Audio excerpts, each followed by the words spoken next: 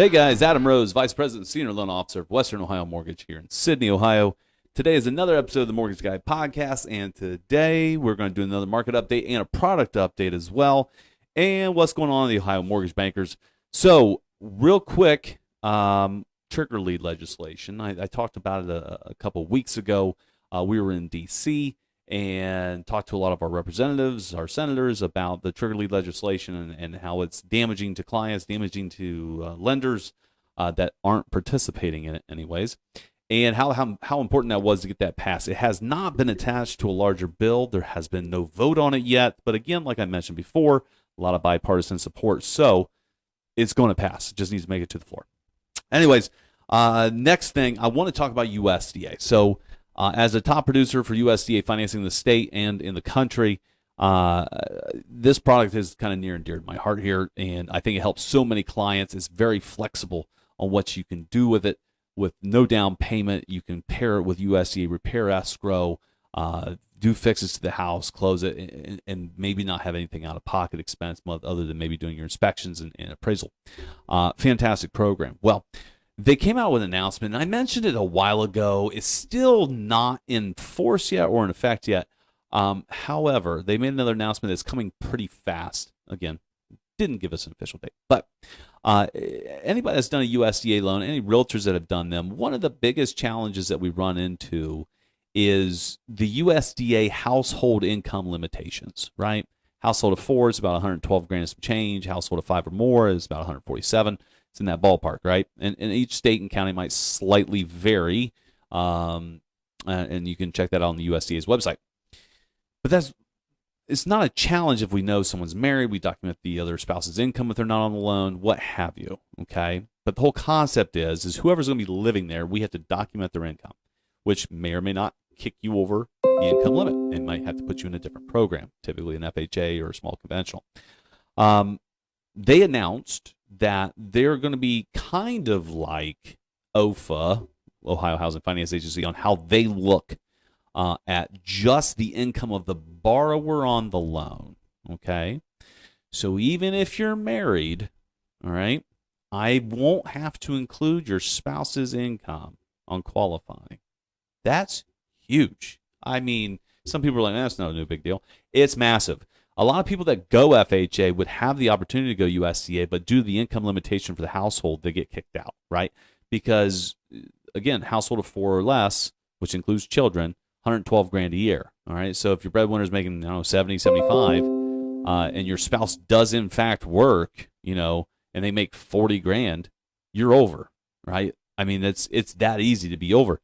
And the piece about it is when we do these files, and some of the biggest challenges is we'll just have an individual borrower, not married, no kids, doesn't matter, and we see some transfers from someone. Hey, where's this coming from? Oh, that's my boyfriend. Or hey, that's my fiance. He's going to be living with me.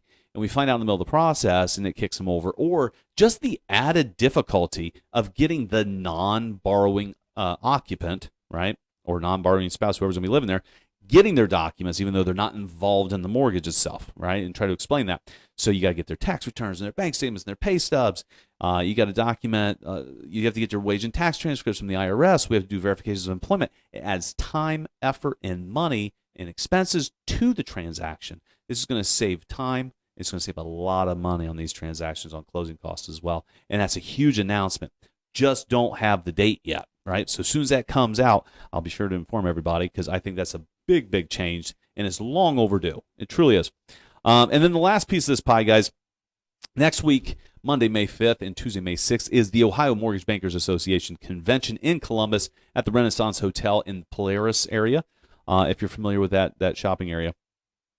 And if you're a lender watching this, it's not too late. Make sure you register. You can email me. Justin can put my contact information or my email below. And we can also put Jay Pasco, our current account executive for the OMBA, in his email in there as well, Justin, please. And make sure you get your registration in.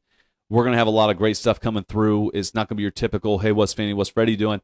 We have added 3 different AI sessions. 3 different AI sessions, okay? Not one's about AI tech that's already in play.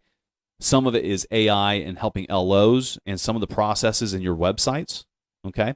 Some of it's for back office. It's going to be fantastic. We have another conversation piece. There's a fantastic AI company out there doing income calculations on self-employed borrowers and tax returns. So that's one of the a lot of places don't do self-employed borrowers just because of the complications and the uncertainty of their income calculation. Because like we've always said, you can throw 3 underwriters in a room and give them the tax returns and calculate income. All 3 of them will come up with something different, guaranteed. So very exciting stuff. I also will be the incoming president, so that's not fun. But anyways, it'll be good.